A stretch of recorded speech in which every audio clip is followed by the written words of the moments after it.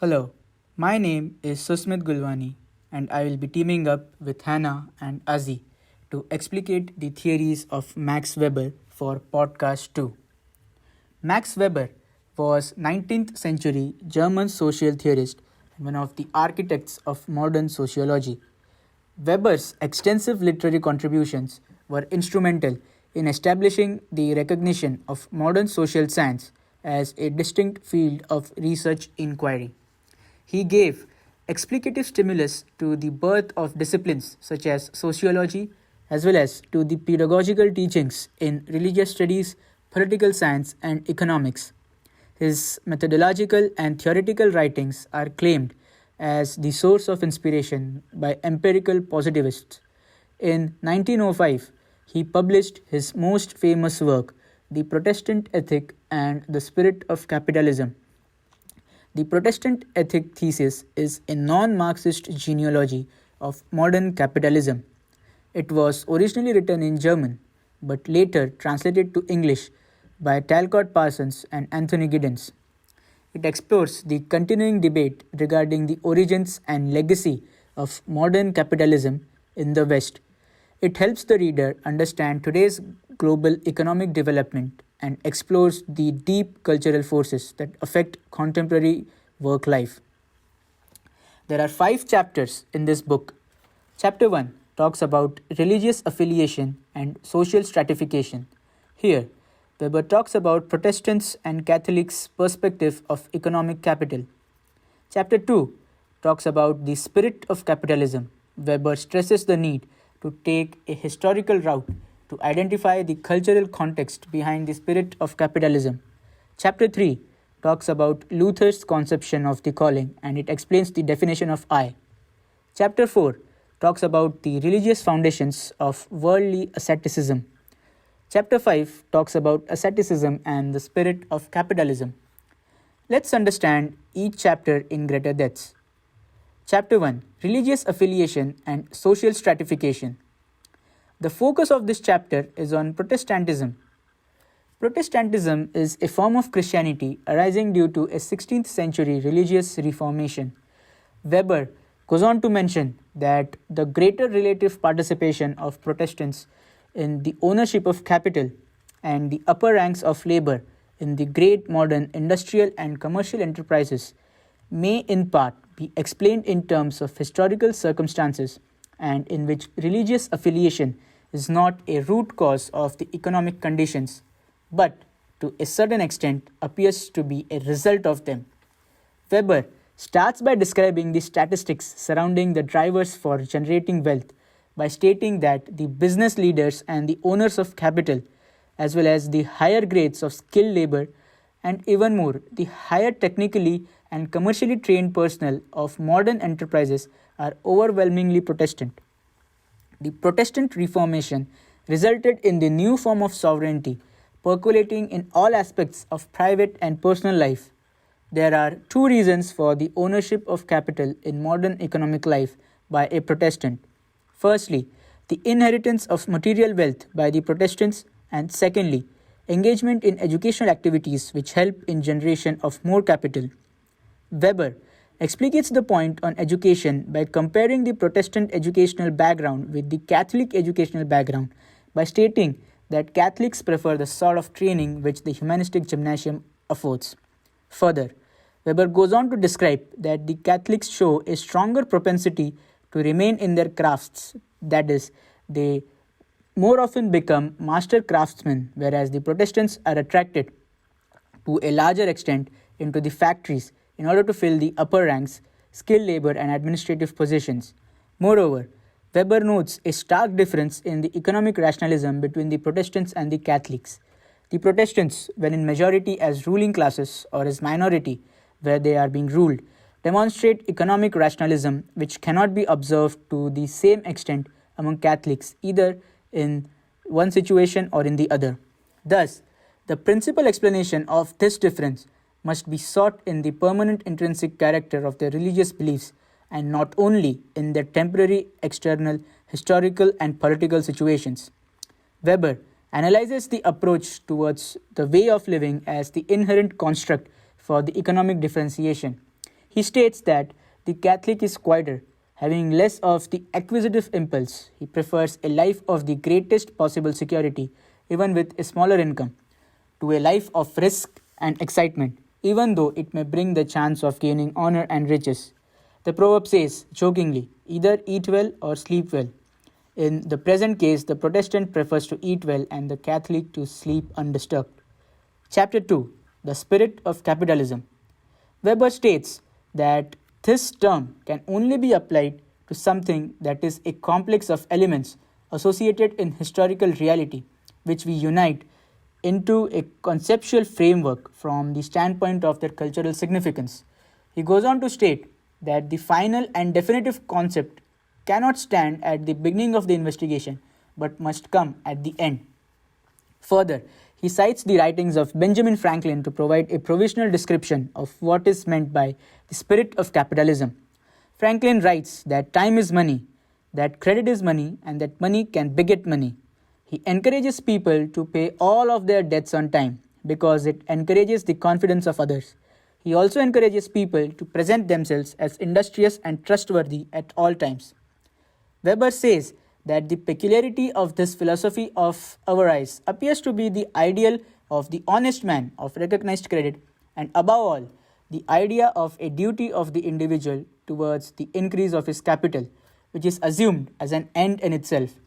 It is an ethic, and the individual is seen as having a duty to prosper.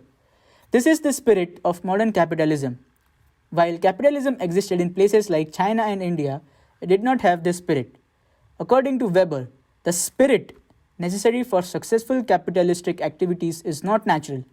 Striving for profit is not the only way to approach economic activities. One could, for example, simply strive for subsistence or a traditional way of life. According to Weber, when capitalism does prosper, it does so because people have embraced and internalized certain values. These values, and not just human nature, make capitalism possible. Capitalism cannot then simply be a necessary step in the world's development because in order for it to emerge, particular values must be present.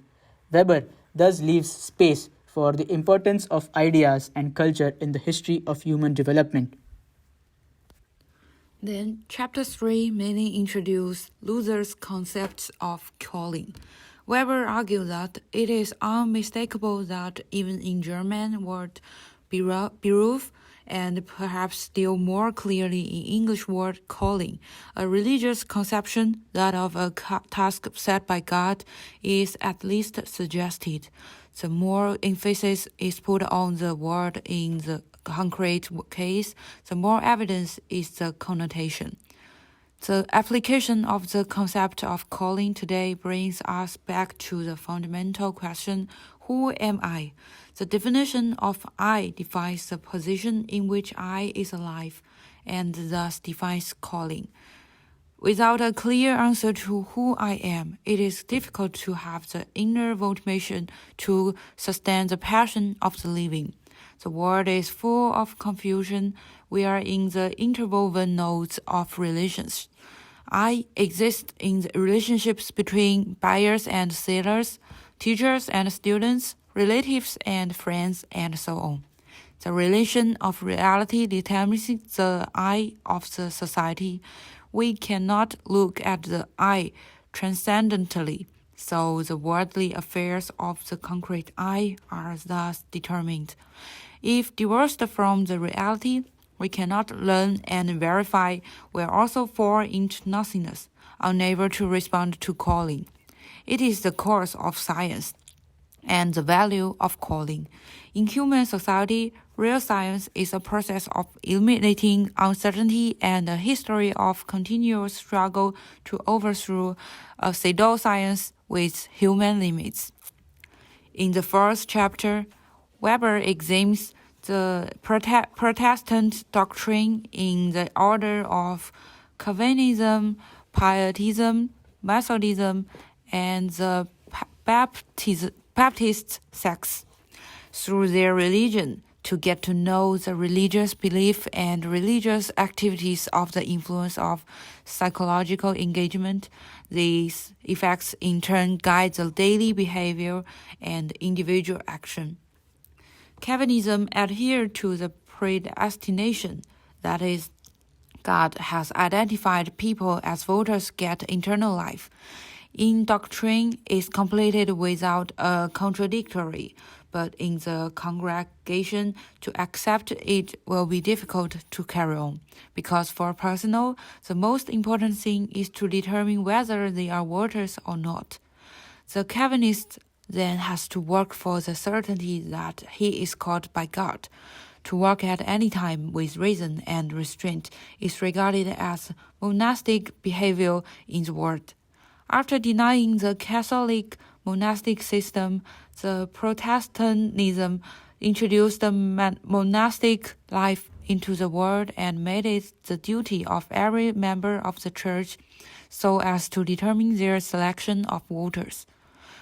Whereas the Pietism do not like Calvinism, who denies feelings and or earthly pursuits, they may be said to lead the same way in the promotion of the calling. The practical effect of the principle of Pietism is to impose stricter abstinence on the conduct of the profession. They have provided a more solid religious foundation for the ethics of duty. After presenting the doctrines of Calvinism and Pietism, Weber turns to two other ascetic Protestant religions, the first being Methodism.